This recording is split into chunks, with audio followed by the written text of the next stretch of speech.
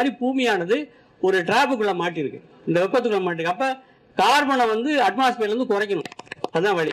அப்ப குறைக்கிறதுக்கு என்ன அப்படின்னா ஃபாசில் ஃபியூலை குறைக்கணும். ஃபாசில் ஃபியூல் தான் மிகப்பெரிய சிக்கலா இருக்கு. நம்ம பயன்படுத்தக்கூடிய கார்ல இருந்து ஏசில இருந்து இந்த ஃபேன்ல இருந்து எல்லாமே பார்த்தீங்கன்னா எப்படியாவது நமக்கு அனல் மின்சாரத்துல இருந்தோ அதிகமாக கிடைக்குது, நிலக்கரி எரிச்சு தான் வருது, அல்லது பெட்ரோல் எடுத்து எரிச்சு நமக்கு கிடைக்குது. இப்போ இந்த ஃபாசில் ஃபியூல் வந்து கொஞ்ச நாள் இல்லாமல் போகுது. நம்ம ரோடு போட்டுக்கிட்டே இருக்கோம், ஆனால் கொஞ்ச நாள் 10-15 ஆண்டுல பெட்ரோலே இல்லான்னு சொல்ல போறாங்க. அப்போ எதுக்கு இவ்வளோ ரோடு போறோம்னு எனக்கு தெரியல. அப்போ ரோடா போட்டுக்கிட்டே போறோம், அது வேற, அது தனி கதை. அப்போ இந்த ஃபாசில் ஃபியூல் குறைய குறைய அல்லது அதிகமாக பயன்படுத்த என்ன ஆகும் அப்படின்னா அட்மாஸ்பியர்ல இருக்கக்கூடிய அந்த கருப்பு இருக்கு இல்லையா, அந்த பெயிண்ட் அடிச்சுக்கிட்ட மாதிரி கருப்பா மாறிட்டே இருக்கு. இந்த கருப்பானது வெப்பத்தை உள்வாங்குது. அப்ப ரெண்டு பக்கத்தில் இருக்கிற முனைகள் இருக்கக்கூடிய அந்த பனிமலைகள் உருகுது, கடல் மட்டம் அதிகமாகுது. அது மட்டும் இல்ல, இது வந்து வழக்கமான சொல்றது. ஆனா இப்படி நடக்கும் பொழுது என்ன ஆகுதுன்னா காற்றினுடைய வேகம் மாறுது. ஒரு இடத்துலயும் காற்று மாறி மாறி அடிக்குது. எல்னினோன்னு சொல்லுவாங்க.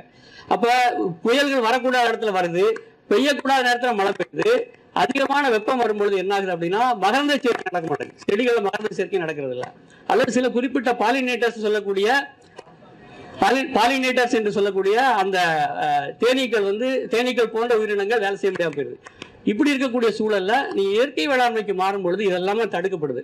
ஃபாசில் ஃபியூல் பயன்படுத்த மாட்டோம், நம்ம ரசாயன உரங்கள் பயன்படுத்த மாட்டோம், பெட்ரோலியம் பேஸ்ட் பண்ண மாட்டோம், நிலக்கரி பேஸ்ட் பண்ண மாட்டோம், அப்புறம் நிறைய வந்து எரிக்க மாட்டோம், அதெல்லாம் மண்ணுக்குள்ள புதைப்போம். இதெல்லாம் பண்ணி முழுக்க மண்ணை வந்து வளப்படுத்தி பயிர்களை உற்பத்தி செய்து ஒரு ஆப்டிமம் ரிசல்ட் எடுப்போம். இதுதான் இயற்கை வேளாண்மைக்கும் இந்த காலநிலை மாற்றத்துக்குள்ளே தொடர்பு.